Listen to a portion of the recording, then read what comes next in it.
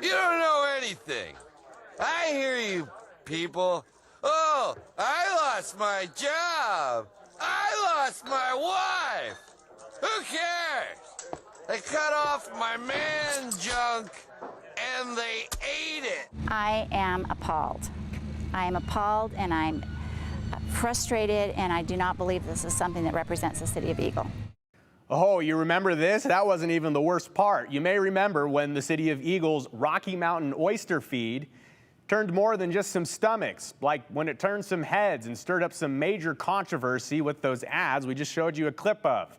Brief history here. The oyster feed was a fundraiser for what used to be the Eagle Volunteer Fire Department. As a matter of fact, it was their largest fundraiser of the year, and it was held in conjunction with Eagle Fun Days. Back in 2006, the nut feed was coming up on its 50th anniversary. So the firefighters asked a New York ad agency to come up with a campaign to help them increase attendance. More people, more money for the fire department. So they created that spokes bovine who in 3 ads said some things that were a bit racy for 2006, maybe even today, and it took it way too far according to some. And the mayor at the time, as you just heard. Now, those ads, they never aired on television, to be clear, but they were on the event website until the mayor made them take them down. But the fundraiser is back this weekend, and maybe you're city folk or maybe you're new to the area, but if you don't know what a Rocky Mountain oyster is, well, let's go back to the early 2000s and let the volunteer firefighters who are preparing them tell you all about it in today's 208 Redial. But it's just like, you know, peeling a potato, but it's not a potato. Robert Ostalasa is helping to prepare food for the annual Eagle Fun Days, which features... There's no other nice way to say it, but nuts.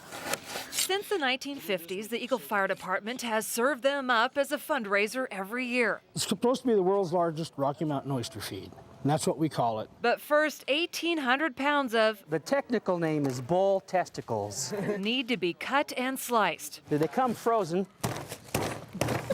And little moment of silence for this jewel here. You licensed to use that knife? The expectation is the fire department will bring in $40,000 from the fundraiser. That's a lot of bull. Because people actually pay to eat slices of these things. You know, people say they taste like chicken, they taste like veal. Well, to me, they just taste like meat.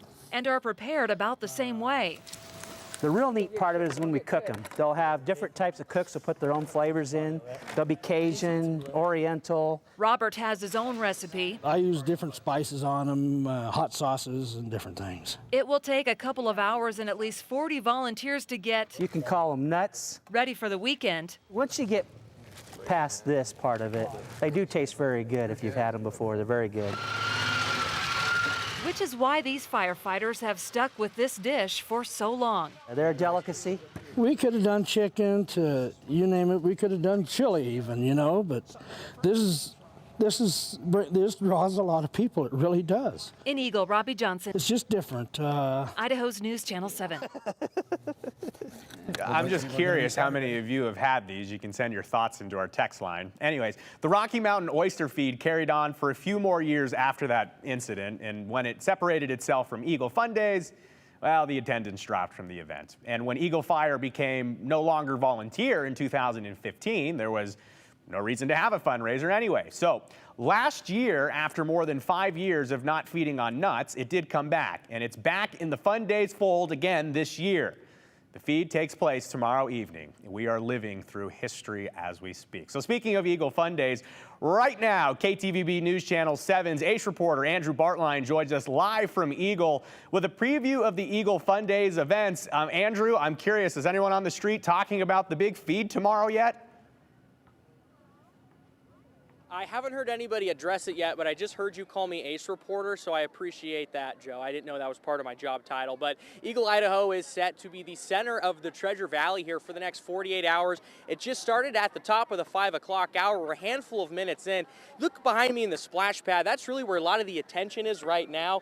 And if our photojournalist Ali could zoom in on the fire truck that is really extended up to the top, they were spraying that fire hose on everybody, which was awesome. It was fun. Not so much for our camera and our gear. It was tough for Ali and I to try to get out of the way, but this is an event that means a lot to the city of Eagle. And we talked to the mayor earlier today.